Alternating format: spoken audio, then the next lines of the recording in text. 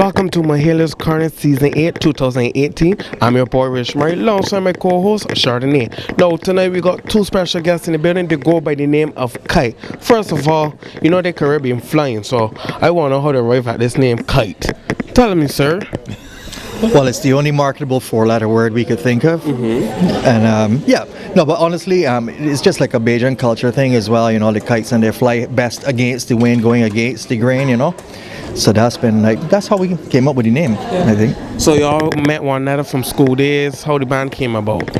I've known Brian for a long time. You know, I remember going to actually see him when he was in other bands, bands like Signature and so forth. So I've known Brian as a guitarist for a long time, but it was only until the late 90s where we actually got a chance to play together with the late Jomo Lord. And that was a really, really good experience, and we realized right then and there that we were on the same kind of musical page. And from then, we pretty much have always been involved in some musical project together. From that point, late 90s till now, it hasn't stopped. So basically, professionally, how many years it have been professionally? Nafty. Naf. 2 decades. Oh wow. Yeah. Pretty much.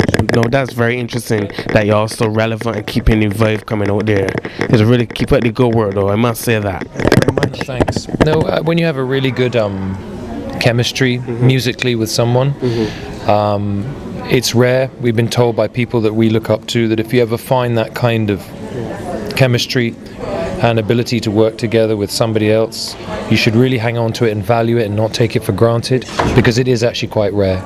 And those are people that have been in the business decades and decades, and they kind of told us, look, don't take it lightly. It's a really valuable thing. Make the most of it. And so we have, and we respect it. And as a result, we still enjoy working together as much now as we did in the late 90s. That's a good thing. Yeah.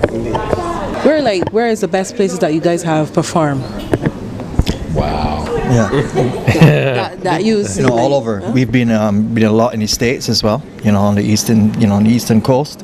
Been up as far as where's the farthest we ever been? Is like Sweden, Norway. Yeah, we've done Sweden, Norway, UK, Eastern Seaboard, the United States. We've played in the Caribbean islands, Trinidad, Jamaica. We've been all Venezuela. I remember we did that. The police had to come and shut down our concert. It was great fun, but they were really good. They kind of gave us a warning. They said, we really like you guys, so we're going to let you play for another half hour, and then we got to shut you down. They were really nice about it. So we were shut down by the police in Caracas. So that's a very rock and roll story. It was great. It was a great gig. So tell me about the feedback from the audience. What do you think about it tonight? I mean, it's difficult to put into words, when people go out of their way to give you that kind of show of appreciation for your music, it's a bit overwhelming in a really, really nice way, because we are Bayesian musicians. We write our music here, we record our music here, produce our music here. It's for Bayesians first and foremost, and to have them take time out to encourage us, say good things, and to show us that kind of respect that we had tonight, is something that stays with you for a very long time, and you don't forget it, and you certainly don't take it for granted, because we do something a little bit different genre-wise, and people may think it's not an easy sell, because we do something that's a little bit different, but the kind of response that we've got and the duration that we've got it for really encourages us to keep going. Without it, it would be a lot different, but the Bayesian public has been extremely generous and very encouraging all the time. We meet people everywhere, whether it's in a car park, whether it's in a supermarket, whether it's in a store or an office or anywhere, on the beach. People will take time out to come up and say good things about the band, and you really, truly appreciate that. It never gets old. It really, it's a huge shot in the arm. So we're just super grateful. Could you tell me some of the new music that you have put out? Yeah. We are constantly putting out music. We have our own studio. We do a lot of productions, and I would say in a couple months we'd have some more new music out again. But that's what we do for a living. We license music. That's, you know, because we have, in the past, have had our songs on like TV shows and movies and different things like that. And that's really our strong point. They have some people that just go after like charts and having hits or whatever. Our thing was always publishing, trying to get into TV shows, licensing and syncing music. That's always been our thing. That's what we always intended from the very first time. So that's always been our focus in our studio. So that's what we do. So what advice will you give new artists who want to go in the field of rock music? I think that what we've learned and what's worked for us is exactly what Brian said. If people focus on the opportunity to publish your music and to get your music synced with television shows or even video games or all the other myriad of different places that you can sell your music, then all the geographical boundaries collapse. It doesn't matter that you're in Barbados. It's not a disadvantage because you can basically compete on an even footing throughout the entire globe. And that's a kind of a model that we used, not to limit us but to open up all these avenues. And a lot of people didn't think that when we recorded Firefly in a room as small as a bathroom, that's where it was recorded. I do not lie, that's the truth. It was the size, and I mean a small bathroom. I don't mean a big one. Really, truly.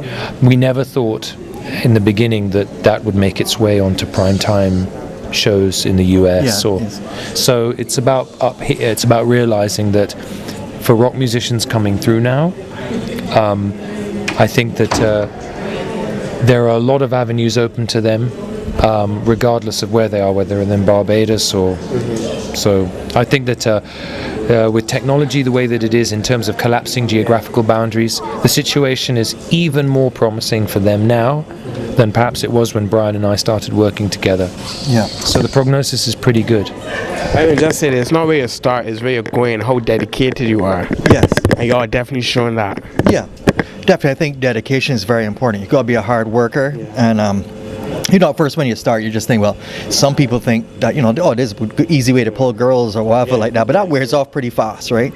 And to stick in this for a long time, you got to really love what you're doing, because it's not easy, right? And there's no like fast ways around this thing. This is something that you really got to commit and dedicate yourself to, and either you have that and you love what you do and be passionate about it, or you will fall off like leaves off of a tree. But we love what we do. We've always loved being in a studio. We love creating, and you know, we realized pretty fast that we were never going to probably make it onto a chart somewhere. And that was never discouraging to us, because there's just so many different ways of selling music and licensing music, getting your music out there, that, you know, you cannot be just limited to just saying be the next Rihanna or something like that.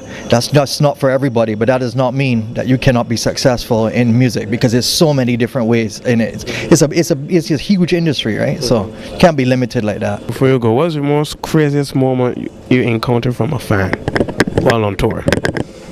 Ooh. Oh boy. Are we allowed? I know.